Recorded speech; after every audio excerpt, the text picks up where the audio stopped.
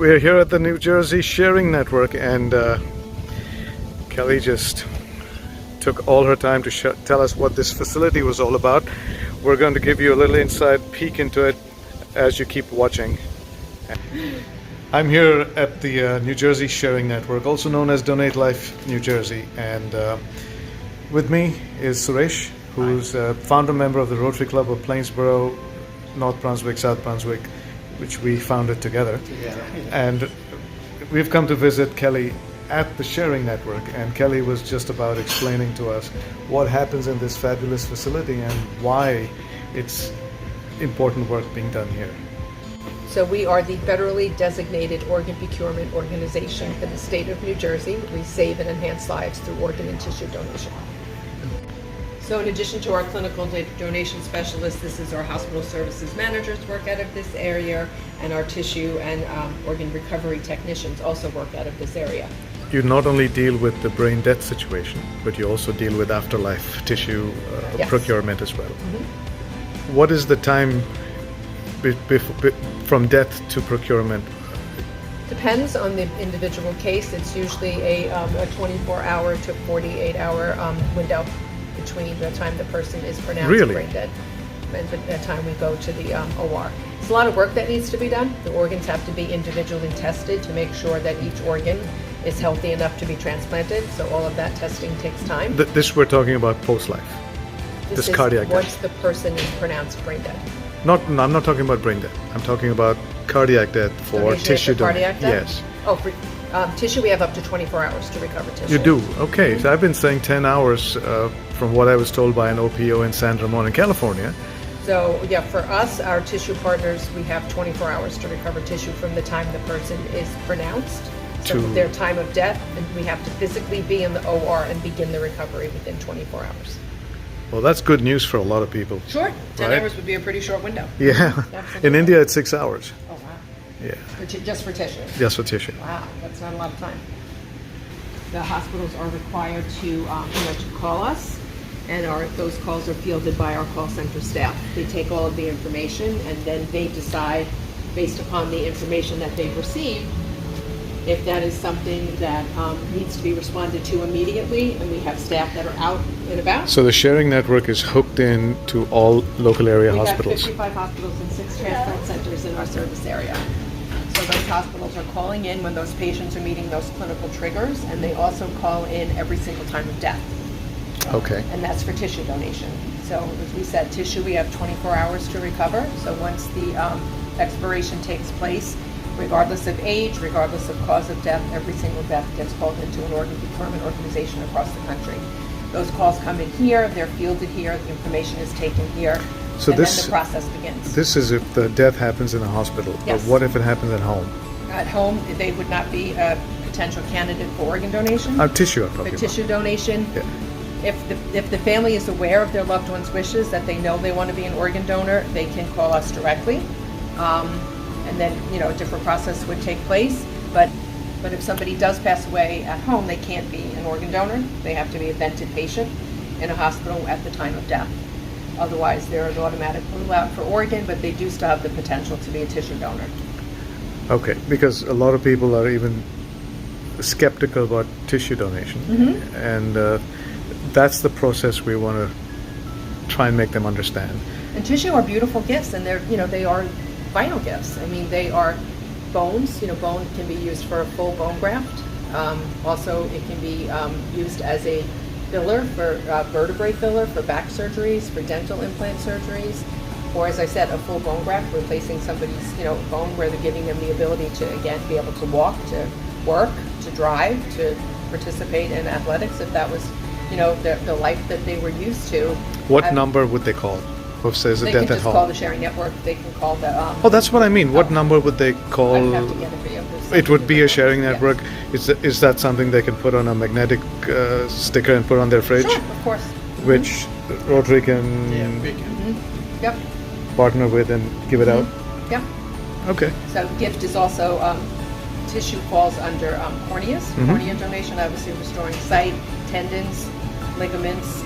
Obviously, if we haven't had one ourselves, we probably know someone who's had a ACL repair, a meniscus repair. Saphenous veins. Saphenous veins are also part of tissue, and those are recovered for people that whose own veins aren't healthy enough for like a bypass type of a surgery, or are very often they're used for our dialysis patients.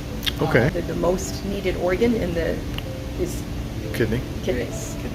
The average wait for a kidney in the state of New Jersey is 5 to 7 years.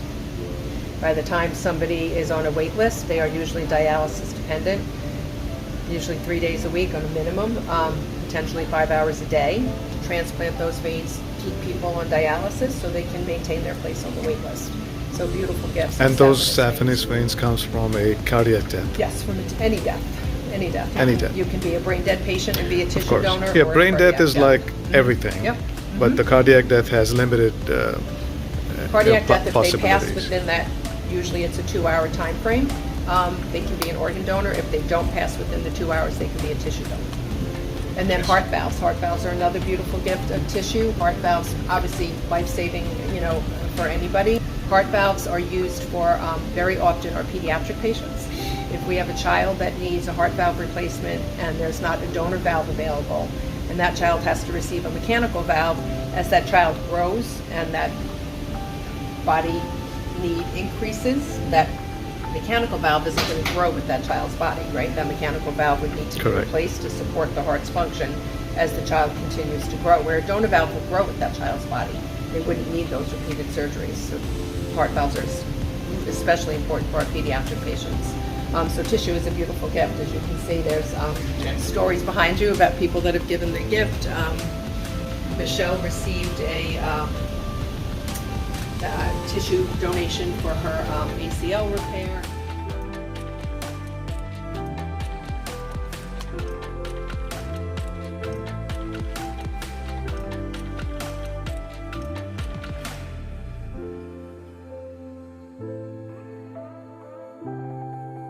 Mikhail was a cornea donor. So these are beautiful stories about organ and tissue.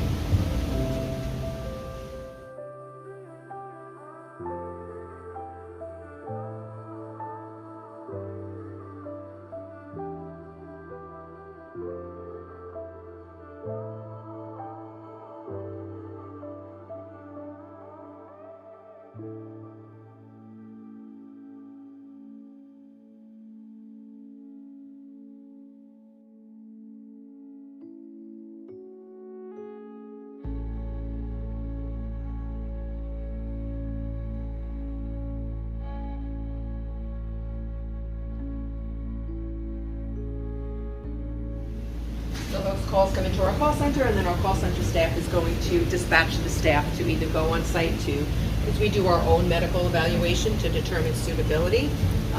Our staff is clinically and medically trained to go into our hospitals and do those evaluations. As a staff, we get to see the faces of donation every day. We're able to take these out into the community for different events at our different hospitals. A family can request their loved ones built to be at a special event, a birthday and anniversary. We had a donor daughter ask for her dad's quilt to be at her wedding. So you'll see those on display throughout the building. This part of our building is called Memorial Hall. So the Transplant Games of America take place every 2 years in the United States, and the off year they take place internationally.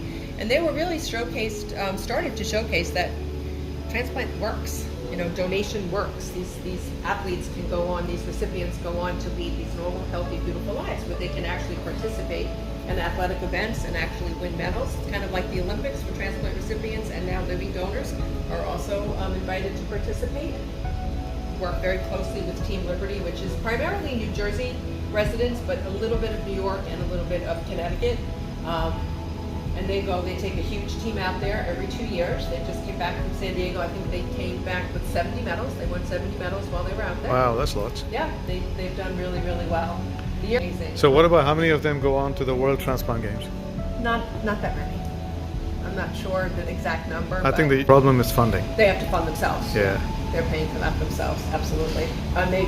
Team Liberty, when they are participating within the United States, they raise funds and they supplement them, and they do fundraising events to help offset costs, but internationally they're going on your own dime. They're So not- possibly, if there are some exceptional athletes from Jersey, maybe the local Rotary organization can fund them going there, representing the U.S. Potentially, I'm not quite sure. Yeah. That's just one project. Yeah. We can explore that. I'm going to ask you a sensitive question. I see on the walls lots of representation. Other than Nikhil, from the Indian community, there's very few. Now, is that the reflection of the community that they don't come forward to say yes? Yeah, as you well know, it is a challenge in our minority communities, not just the Indian community, but in our communities of color throughout the entire state, throughout the entire country. That is a huge need.